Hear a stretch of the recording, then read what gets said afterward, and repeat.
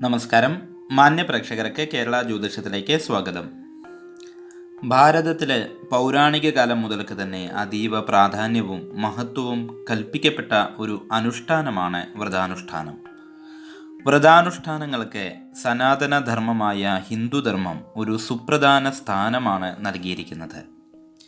ഹിന്ദുമതം മാത്രമല്ല, സകല മതങ്ങളും വ്രതാനുഷ്ഠാനങ്ങളുടെ പ്രാധാന്യത്തെ അംഗീകരിക്കുന്നുണ്ട്. ആത്മീയവും ഭൗതികവുമായ ഉയർച്ചയ്ക്ക് വളരെയധികം സഹായിക്കുന്ന പ്രയോഗ പദ്ധതികളാണ് വ്രതാനുഷ്ഠാനങ്ങളിൽ ഉൾപ്പെടുത്തിയിരിക്കുന്നത്. ഏതൊന്നാണോ മനുഷ്യനെ മനുഷ്യനാക്കി നേർവഴിക്ക് നയിക്കുന്നത് അത് വ്രതമെന്നാണ് ധർമ്മശാസ്ത്ര ഗ്രന്ഥങ്ങൾ പറയുന്നത്. ഇന്ദ്രിയങ്ങൾക്ക് മേലെ മനസ്സിനുള്ള നിയന്ത്രണം, അതാണ് വ്രതാനുഷ്ഠാനങ്ങളുടെ പ്രാധാന്യം. മനസ്സിലുണ്ടാകുന്ന ദുർവാസനകളെല്ലാം തന്നെ നിയന്ത്രിച്ച് നേർവഴിക്ക് മനസ്സിനെ ചരിക്കുവാൻ പ്രാപ്തമാക്കുന്ന ഒരു ഉപാധിയാണ് വ്രതാനുഷ്ഠാനങ്ങൾ. ഭക്ഷണം, ഉറക്കം തുടങ്ങിയ ശരീരധർമ്മങ്ങളെ വിട്ട് കഠിനമായ നിഷ്ഠയോടുകൂടി ചെയ്യുന്ന ഈശ്വരോപാസന മാർഗമാണല്ലോ തപസ്. ഈശ്വരതുല്യരായ മഹർഷിമാരുടെ തപശ്ചര്യകൾ നാം കേട്ടു മനസ്സിലാക്കിയിട്ടുണ്ട്. എല്ലാവിധ സുഖസൗകര്യങ്ങളും ഉപേക്ഷിച്ച് വിശപ്പും ദാഹവുമെല്ലാം തന്നെ ക്ഷമയോടുകൂടി സഹിച്ച് സത്യവും അഹിംസയും പാലിച്ചുകൊണ്ട് മനസ്സ് ഈശ്വരനിൽ മാത്രം അർപ്പിച്ചുകൊണ്ട് അവർ ചെയ്തിരുന്ന തപസ്സുകളെക്കുറിച്ച് പല പല കഥകളിലൂടെ നമ്മൾ കേട്ട് മനസ്സിലാക്കിയിട്ടുണ്ട്. അത്തരത്തിൽ കഠിനമായ രീതിയിൽ തപസ്സനുഷ്ഠിക്കുവാൻ സാധാരണക്കാരായിരിക്കുന്ന വ്യക്തികൾക്ക് കഴിയില്ല. അത്തരത്തിൽപ്പെട്ട സാമാന്യ ജനങ്ങൾക്ക് വിധിക്കപ്പെട്ടിട്ടുള്ളതാണ് വ്രതങ്ങൾ. തപസ്സിൻ്റെ ഒരു ചെറു പതിപ്പ് തന്നെയാണ് വ്രതങ്ങളും. തപസ്സും വ്രതവും തമ്മിൽ പല കാര്യങ്ങളിലും സാമ്യമുണ്ട്. ഭക്ഷണ നിയന്ത്രണം, ഉറക്കത്തിൻ്റെ നിയന്ത്രണം, ഇന്ദ്രിയ നിയന്ത്രണം തുടങ്ങി പല കാര്യങ്ങളും വ്രതങ്ങളിലുമുണ്ട്. മനസ്സെ ഏകാഗ്രമാക്കി ഈശ്വരനിൽ അർപ്പിച്ചു വേണം ഏതു വ്രതവും അനുഷ്ഠിക്കുവാൻ. ശാരീരികവും മാനസികവുമായ പരിശുദ്ധി നൽകുന്ന വ്രതങ്ങൾ ശരിയായ രീതിയിൽ അനുഷ്ഠിക്കുന്നതിലൂടെ ഈശ്വര സാക്ഷാത്കാരം സാധ്യമാകും. ഏതൊരു വ്രതവും കാലവുമായാണ് ബന്ധപ്പെട്ടിരിക്കുന്നത്. വർഷം, അയനം, ഋതു, മാസം, പക്ഷം, തിഥി, ആഴ്ച, നക്ഷത്രം എന്നിവയെ അടിസ്ഥാനമാക്കിയാണ് വൈവിധ്യമേറിയ അനേകം വ്രതങ്ങൾ നമ്മുടെ ആചാര്യന്മാർ ചിട്ടപ്പെടുത്തിയിരിക്കുന്നത്.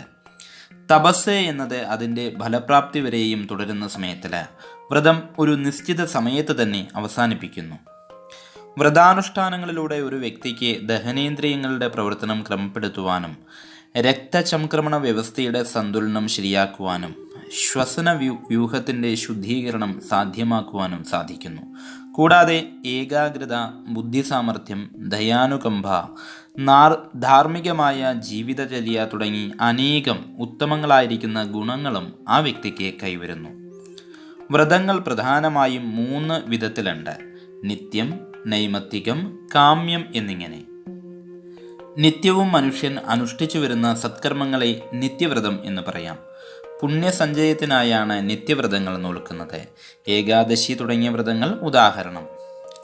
വിശേഷ സന്ദർഭങ്ങളിൽ ഒരുക്കങ്ങളോടുകൂടി ചെയ്തു വരുന്ന അനുഷ്ഠാനമാണ് നൈമിത്തിക വ്രതം. പാപ പരിഹാരത്തിന് വേണ്ടിയാണ് നൈമിത്തിക വ്രതം നോക്കുന്നത്. ചന്ദ്രായണാദി വ്രതം തുടങ്ങിയവ ഉദാഹരണം. പ്രത്യേകമായ ആഗ്രഹപൂർത്തിക്കായി അല്ലെങ്കിൽ അഭീഷ്ടകാര്യ സിദ്ധിക്കായി അനുഷ്ഠിക്കുന്ന വ്രതങ്ങളെ കാമ്യവ്രതങ്ങൾ എന്ന് പറയുന്നു. സോമവാരവ്രതം, ഷഷ്ഠിവ്രതം തുടങ്ങിയവ ഉദാഹരണമാണ്. ഈ വ്രതാനുഷ്ഠാനങ്ങളെ തന്നെ മാനസികം, കായികം, വാചികം എന്നിങ്ങനെ 3ആയി വിഭജിച്ചിട്ടുണ്ട്. ഈ 3 രീതിയിലും ശുദ്ധത പുലർത്തുവാൻ വേണ്ടിയാണ് ഈ വിഭജനം. സത്യം, അഹിംസ, അസ്തേയം, ദയ തുടങ്ങിയവ മാനസിക വ്രതത്തിൻ്റെ ഘടകങ്ങളാണ്. ആഹാര ഉറക്കങ്ങളിൽ നിയന്ത്രണം ഏർപ്പെടുത്തുന്നതും നല്ല പ്രവൃത്തികളെല്ലാം ചെയ്യുന്നതും കായിക വ്രതത്തിൻ്റെ ഘടകങ്ങളാണ്. സത്യം, മൗനം, മിതഭാഷണം, മൃദുഭാഷണം എന്നിവ വാചിക വ്രതത്തിൻ്റെ ഘടകങ്ങളാണ്. ഈ 3 കാര്യങ്ങളിലും വ്രതം അനുഷ്ഠിക്കുന്ന വ്യക്തികൾ കാര്യമായ ശ്രദ്ധ തന്നെ പതിപ്പിക്കേണ്ടതുണ്ട്.